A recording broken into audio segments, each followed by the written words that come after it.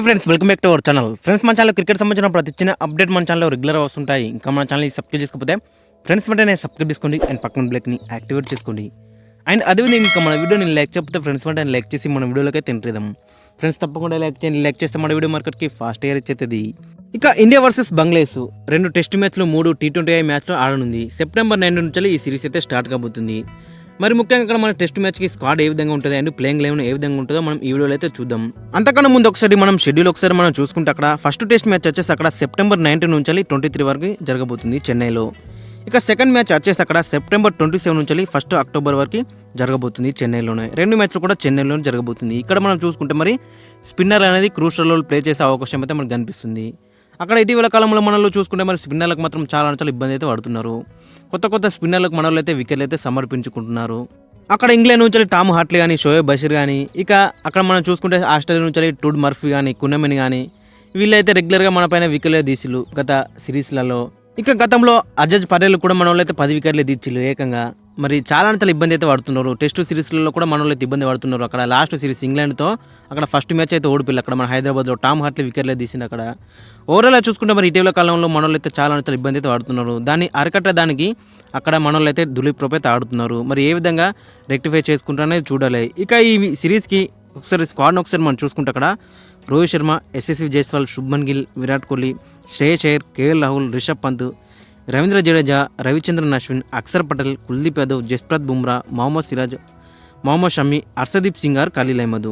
Friends, అక్కడ మాకు 4 fast బౌలర్లు వద్దనుకుంటే అక్కడ మరి ఒక ఎక్స్ట్రా బ్యాట్స్మెన్ ఒక ఎక్స్ట్రా ఆల్రౌండర్ను కూడా తీసుకునే అవకాశం అయితే మనకు కనిపిస్తుంది. అక్కడ ఆప్షన్స్ వచ్చేసి అక్కడ సర్ఫరాజ్ ఖాన్ ఉన్నాడు అండ్ సూర్యకుమార్ యాదవ్ ఉన్నాడు అండ్ వాషింగ్టన్ సుందర్ కూడా ఉన్నాడు. ఈ ముగ్గురిట్లలో ఎవరినైనా ఒకరిని తీసుకునే అవకాశం అయితే మనకు కనిపిస్తుంది.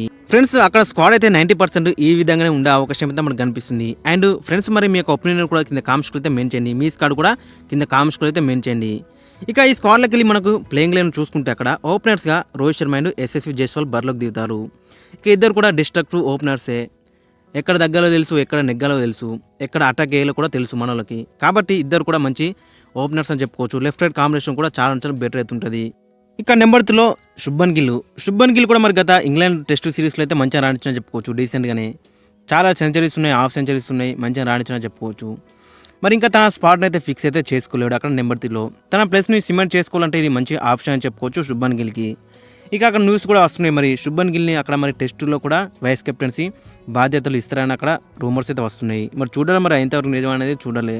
బట్ ఓవరాల్గా చూసుకుంటే మరి ఇంకా తన స్పాట్ని అయితే ఫిక్స్ అయితే చేసుకోలేడు. బట్ ఇదైతే మంచి ఆప్షన్ అని చెప్పుకోవచ్చు శుభ్మన్ గిల్కి అయితే. ఇక నెంబర్ 4లో విరాట్ కోహ్లీ. మరి గతంలో అక్కడ జనవరిలో అయితే టెస్ట్ మ్యాచ్ ఆడిన లాస్ట్ టెస్ట్ మ్యాచ్. మరి అప్పటి నుంచి ఇవరికి ఒక్క టెస్ట్ మ్యాచ్ కూడా ఆడలేడు.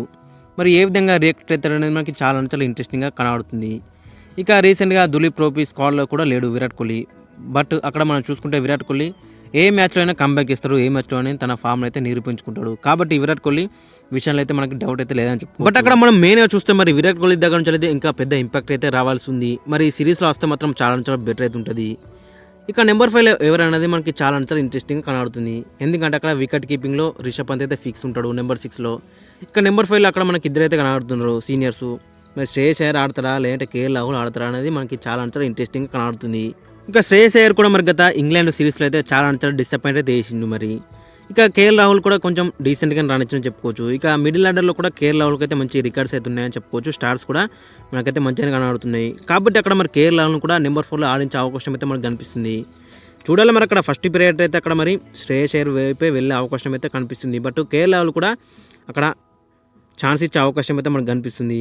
ఇక నెంబర్ 6లో అక్కడ మనం చూసుకుంటే రిషబ్ పంత్ అయితే ఉంటాడు. రిషబ్ పంత్ కూడా మరి అక్కడ మనం చూస్తే మరి లాంగ్ గ్యాప్ తర్వాత వస్తున్నాడు. మరి ఏ విధంగా రెడ్ బాల్కి రియాక్ట్ అవుతారు అనేది మనకి చాలా ఇంట్రెస్టింగ్ కనబడుతుంది. బట్ అంతకన్నా ముందు దులీప్ ట్రోఫీ ఆడుతున్నాడు కాబట్టి నో ప్రాబ్లం చెప్పుకోవచ్చు అక్కడ.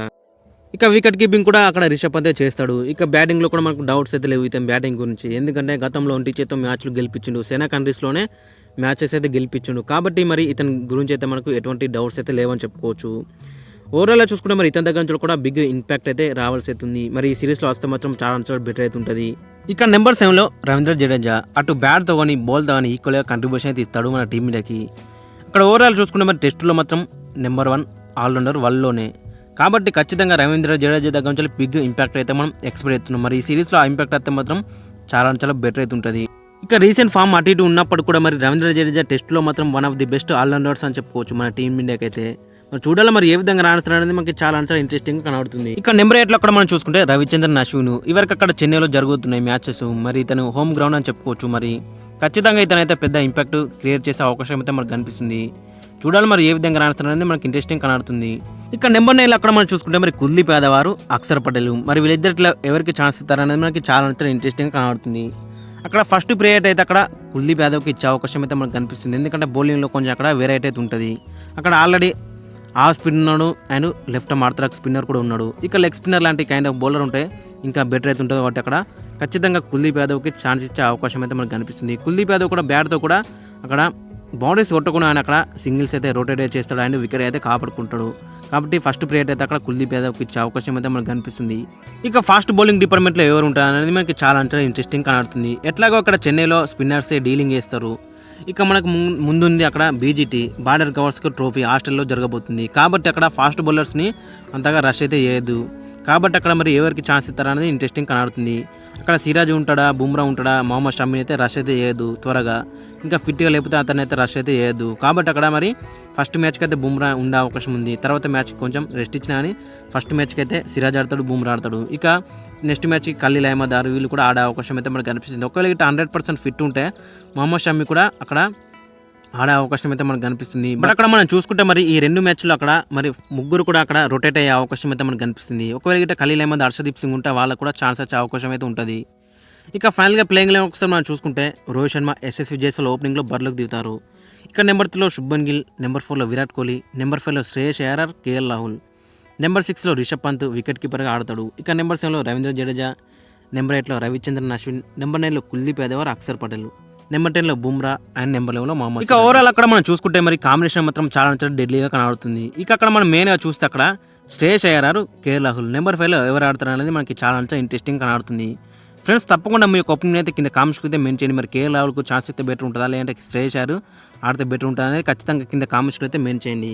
అండ్ అదేవిధంగా ఇంకా అక్షర్ పటేల్, కుల్దీప్ యాదవ్ ఇక్కడ కూడా కొంచెం మనకైతే డౌట్ అయితే కనబడుతుంది. మరి ఎవరికి ఛాన్స్ ఇస్తారనేది ఫస్ట్ ప్రియారిటీ అయితే అక్కడ కుల్దీప్ యాదవ్కి ఇచ్చే అవకాశం అయితే మనకు కనిపిస్తుంది. ఇక ఓవరాల్ చూసుకుంటే ఫ్రెండ్స్ ఇది. అండ్ అక్కడ మనం మెయిన్గా చూడాల్సింది మరి అక్కడ విరాట్ కోహ్లీ, రోహిత్ శర్మ అండ్ అక్కడ రవిచంద్రన్ అశ్విన్ వీళ్ళందరూ కూడా అక్కడ దులీప్ ట్రోఫీ అయితే ఆడతలేరు, బుమ్రా కూడా ఆడతలేడు. కాబట్టి మరి డైరెక్ట్ ఈ బంగ్లాదేశ్ సిరీస్కి వస్తే మరి ఏ విధంగా వాళ్ళు రియాక్ట్ అవుతారు అనేది మనకి చాలా ఇంట్రెస్టింగ్ కనబడుతుంది. ఇక అక్కడ మిగతా వారందరూ కూడా అక్కడ దులీప్ ట్రోఫీ మ్యాచెస్ అయితే ఆడుతున్నారు. కాబట్టి వాళ్ళ దగ్గర నుంచి అయితే నో ప్రాబ్లం అని చెప్పుకోవచ్చు. మరి చూడాలి మరి ఏ విధంగా రాణిస్తారు అనేది మనకి చాలా ఇంట్రెస్టింగ్ కనబడుతుంది. ఫ్రెండ్స్ మరి మీ యొక్క ఒపీనియన్, మీ యొక్క స్క్వాడ్ అండ్ మీ యొక్క ప్లేయింగ్ లెవెన్ కూడా కింద కామెంట్స్లో అయితే మెన్షన్ చేయండి.